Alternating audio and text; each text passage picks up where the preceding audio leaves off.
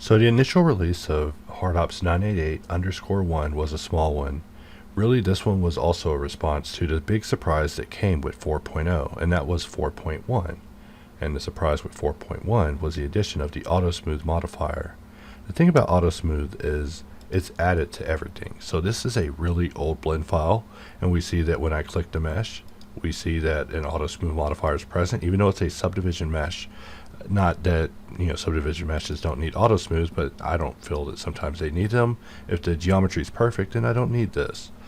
Here we have some old decals, and we see that they have it displaced, normal transfer, and then there's this Auto Smooth. What is it doing here? Maybe it's not exactly needed, but that is now Blender. In fact, I put a decal at the bottom here, and once I figure out how to select it, we will see that it also received an Auto Smooth modifier. So this is just what we came to expect with this particular version of Blender, and also Blender going forward.